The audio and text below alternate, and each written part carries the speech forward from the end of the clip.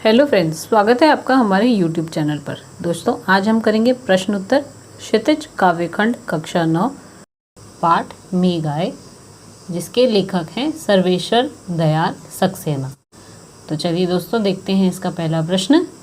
बादलों के आने पर प्रकृति में जिन गतिशील क्रियाओं को कवि ने चित्रित किया है उन्हें लिखिए।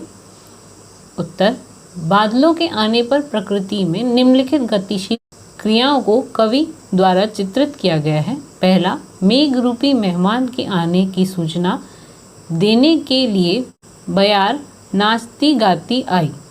दूसरा, पेड़ गर्दन ऊंची करके मेहमानों को देखने लगे। तीसरा, दरवाजे खिड़कियां खुलने लगी। आंधी का चलना और धूल का उड़ना। पांचवा, नदी का ठिठक कर बाकी नज़र से देखना। छठा, पीपल का झुककर मेहमानों का स्वागत करना। लताएं पेड़ों में छिपने लगी। क्षितिज पर बिजली का चमकना। तालाब द्वारा पानी भरकर लाना। जोरदार वर्षा होने लगी।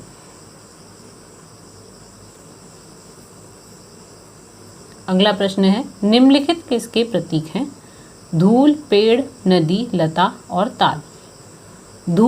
धूल किशोरी लड़कियों के समान है जो मेहमान के आने की सूचना देने भाग रही हैं। पेड़ गांव के पुरुष के समान है। नदी गांव की विवाहित औरतों के समान है। लता नवविवाहित के समान जो साल भर से पति का इंतजार कर रही थी। ताल घर का सदस्य के रूप में। अगला प्रश्न है, लता ने बादल रूपी मेहमान को किस तरह देखा और क्यों? लता ने बादल रूपी मेहमान को प्रतीक्षारत तथा व्याकुल नवविवाहित की भांति देखा। उसके इस तरह देखने का कारण था कि बादल रूपी मेहमान पूरे 1 साल बाद आया था और गर्मी विरह वेदना से वह व्याकुल थी।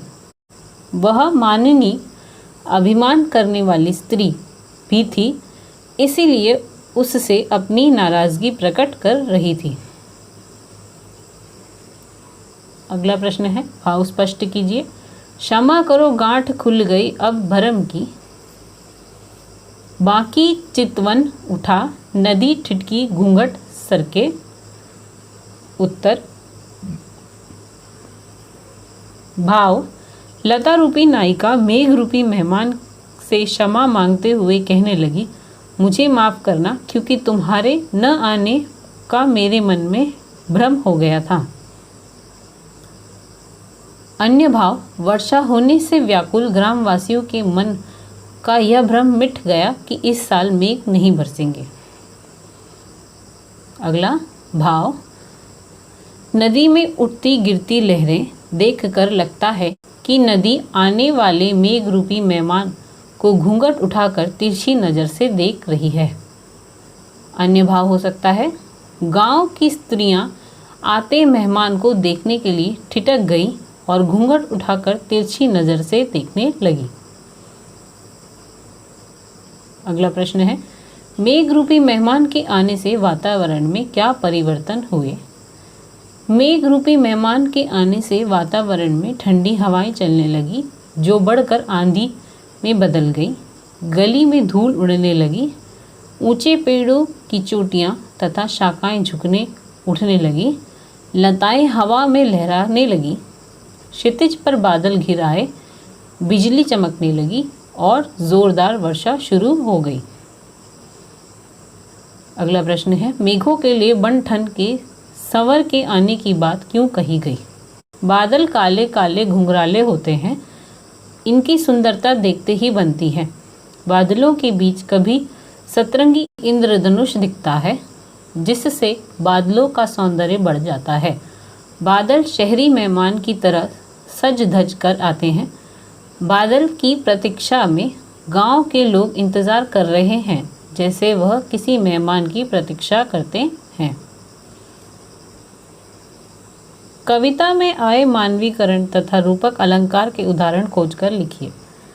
उत्तर: मानवीकरण अलंकार के उदाहरण हैं मेघ आए बड़े बन ठन के सवर के, आगे आगे नाचती गाती बयार चली, पेड़ झुक झांकने लगे, धूल भागी घाघरा उठाए। बाकी चितवन उठा, नदी ठिठकी घूंघट सर के।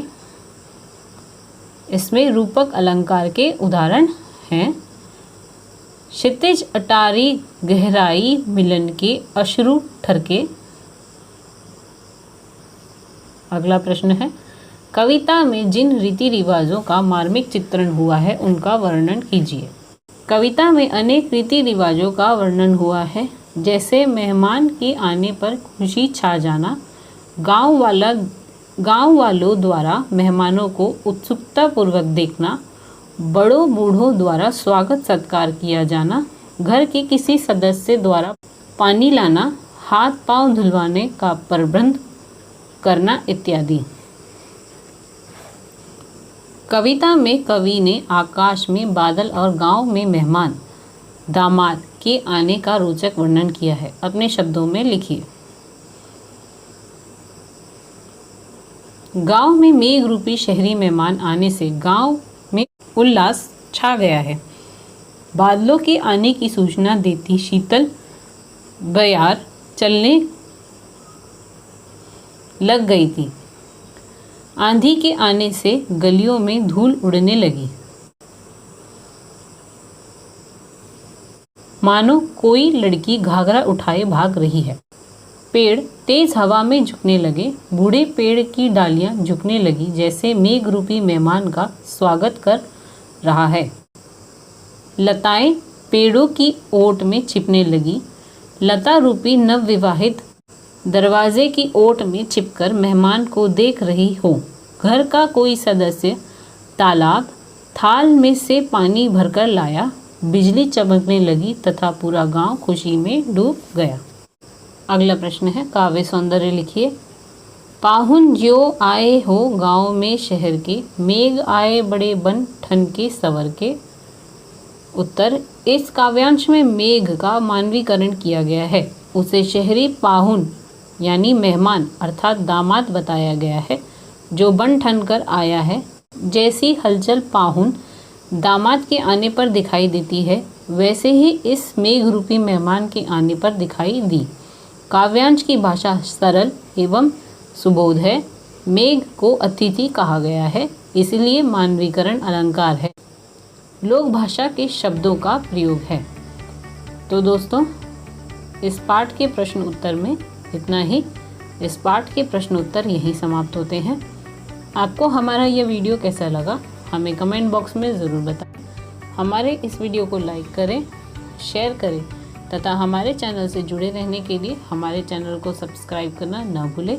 बेल आइकन को ज़रूर दबाएं। मिलते हैं दोस्तों अगली वीडियो में कुछ नई जानकारियों के साथ। तब तक के लिए धन्यवाद।